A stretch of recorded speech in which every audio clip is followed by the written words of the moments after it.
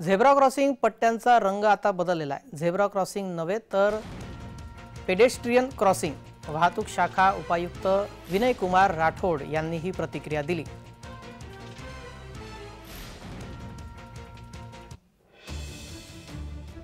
Zebra क्रॉसिंगचा रंग आधी काळा आणि पांढरा असा असायचा, आता तो लाल रंगाचा झालाय।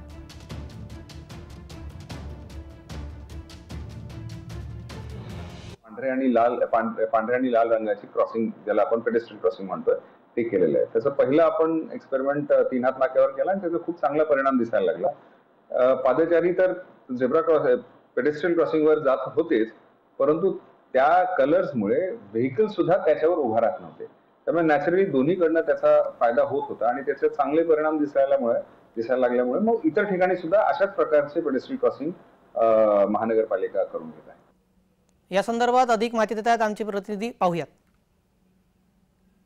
ठाण्यातील वाहतूक कोंडी थांबवण्यासाठी आणि त्याचप्रमाणे पादचाऱ्यांना व्यवस्थित जाण्यासाठी मार्ग होण्यासाठी ठाणे महानगरपालिका आणि वाहतूक शाखेच्या माध्यमातून जे काळ्या आणि पांढऱ्या रंगाचे झेब्रा क्रॉसिंग होते, म्हणजे पेडेस्ट्रियन क्रॉसिंग होतं, त्याचे रंग जे आहेत ते बदलण्यात आलेले आहेत। आपण जर पाहायचं झालं तर यापूर्वी संपूर्ण ठिकाणी काळ्या आणि पांढऱ्या रंगाचे पट्टे हे झेब्रा क्रॉसिंग म्हणजे पेडेस्ट्रियन क्रॉसिंगसाठी वापरले जात होते, मात्र हे काही कालांतराने दिसेनासे होत होते आणि याचसाठी म्हणजे नागरिकांना आणि वाहन चालकांना हे स्पष्टपणे दिसावे यासाठी ठाणे महानगरपालिका आणि वाहतूक शाखेने याचेच कलर पांढरा आणि लाल असं करण्यात आलेला आहे। सुरुवातीला तीनाथ नाक्यावरती याचा प्रयोग करण्यात आला आणि हा प्रयोग यशस्वी झाल्यानंतर आता ठाण्यातील विविध ठिकाणी याची अंमलबजावणी जी आहे ती करण्यात येणार आहे। त्याचप्रमाणे मुख्य जे रस्ते आहेत म्हणजे तीनाथ नाका सिग्नल असेल, नितीन सिग्नल असेल, कॅडबरी सिग्नल असेल, अशा ठिकाणी वाहतूक कोंडी मोठ्या प्रमाणात होत असते आणि याच वाहतूक कोंडीला आळा घालण्यासाठी जे वाहतूक कर्मचारी आहेत ते ध्वनिक्षेपकाच्या माध्यमातून